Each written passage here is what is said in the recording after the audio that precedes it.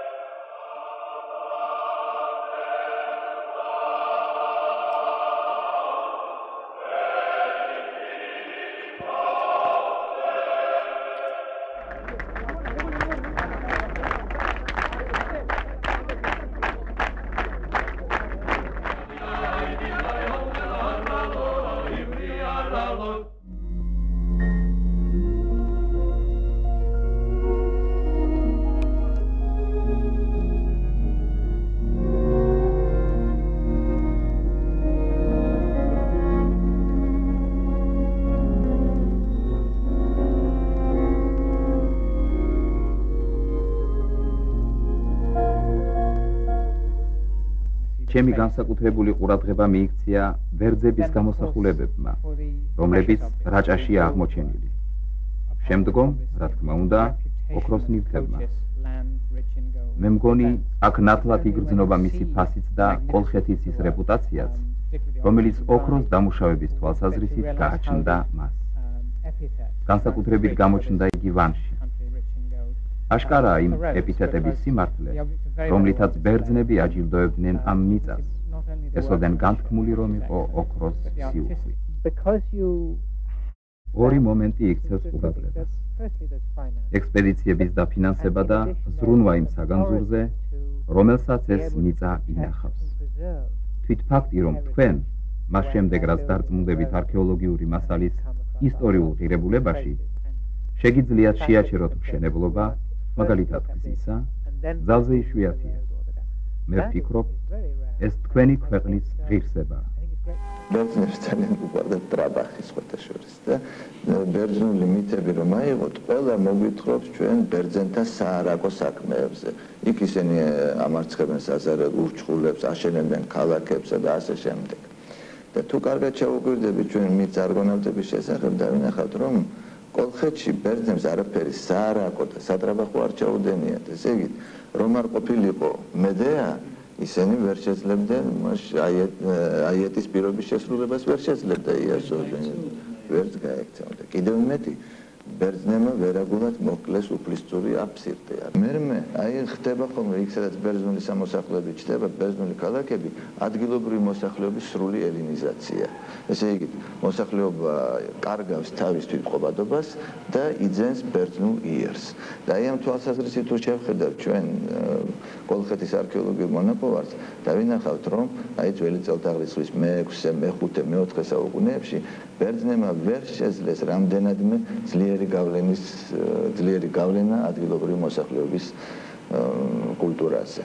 მაგალითად, დიადემები რომ არის ვანში, გრეხილი დიადემები, ის მსგავსი დიადემები კოლხეთის ფარგლებს გარეთ ცნობილი არ არის. მე არის იქ სხივანასაყურეები, რომელიც მხოლოდ კოლხეთისათვის არის დამახასიათებელი.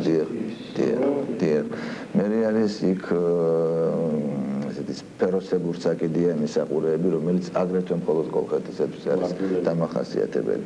ყველა ამათ ახასიათებს მკაცრი სტილისტური ერთიანობა, შემკულობა ვარდულით, რაც არის დამახასიათებელი მხოლოდ კოლხური ოქრომჭედლობისათვის და კოლხური სამკაულისათვის. აი ბერძნულ სამკაულებზე ეს გაჩნდება მხოლოდ ძველი წელთაღრიცხვის მე-4-მე საუკუნეებში და მე მაქვს ასეთი დაფარული იდეა, ვიფიქრო რომ ეს შეიძლება კოლხური ოქრომჭედლობის გავლენით გავრცელდა ბერძნულ სამყაროში. ალექსანდრე მაკედონელის ეს უზარმაზარი იმპერია წარმოადგენდა სხვადასხვა ხალხების კონგლომერატს, იმ ხალხებისა, რომელთაც ჰქონდა თავიანთი მაღალგანვითარებული, ოდითგანვე არსებული ცივილიზაცია, ამიტომ ვერ შეიქმნა მყარი ერთობა, რომელიც იქნებოდა დაფუძნებული ან ეროვნულ კულტურაზე, ერთიან ეროვნულ კულტურაზე, ან ერთიან სოციალურ-პოლიტიკურ საფუძველზე. ამიტომ ეს იმპერია, ისევე როგორც მანამდე არსებული აქემენიდური იმპერია, რომელიც ასეთსავე კონგლომერატს წარმოადგენდა, დაიშალა და იქცა, მაინც გაიმარჯვა ეროვნულმა საწყისმა.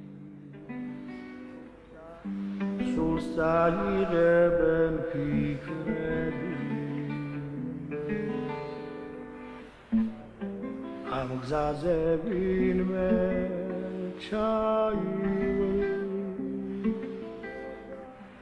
როცა მე აღარ ვიქნები კრიალა მთვარე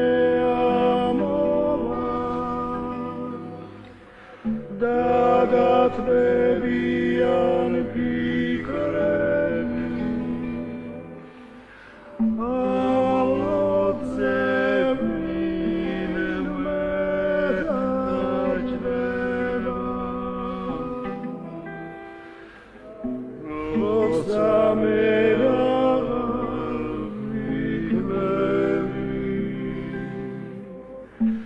როცა მე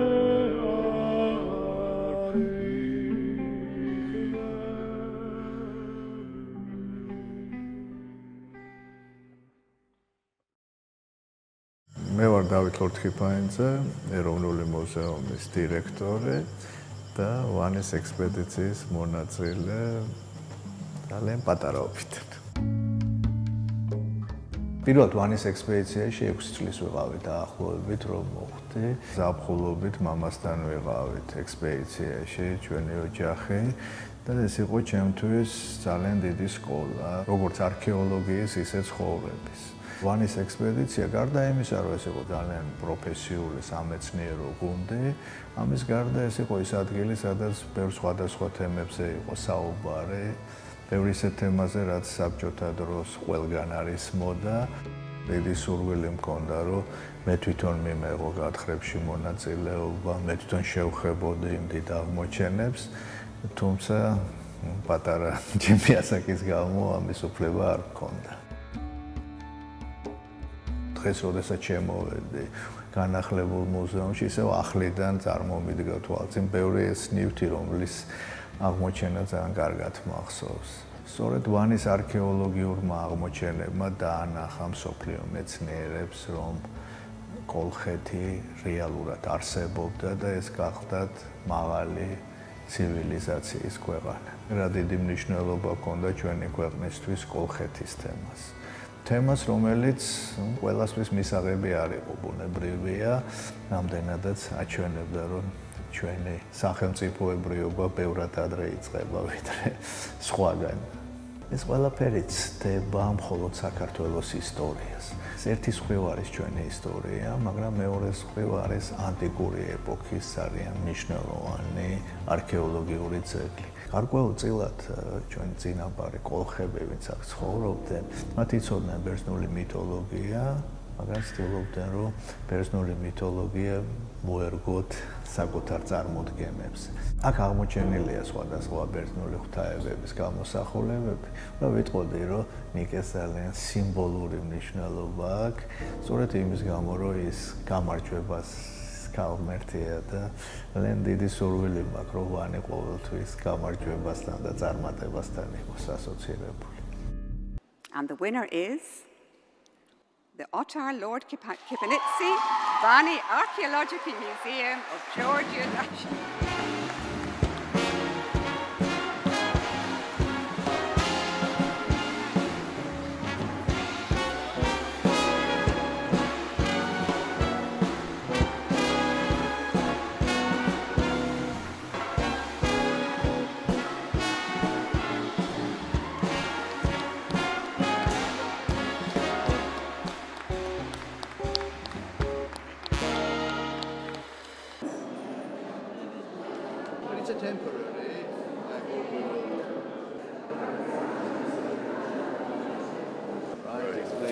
iconography, how they're looking, what these people were using, where it comes from.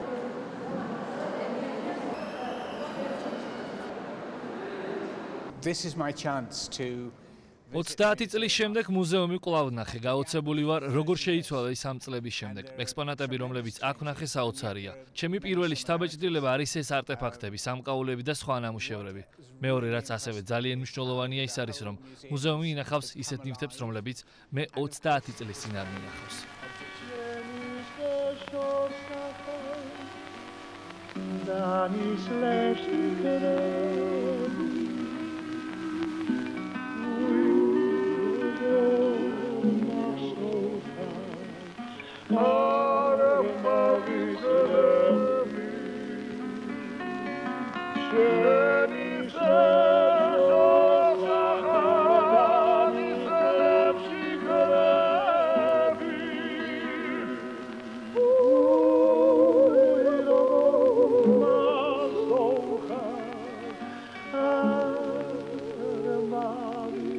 Today.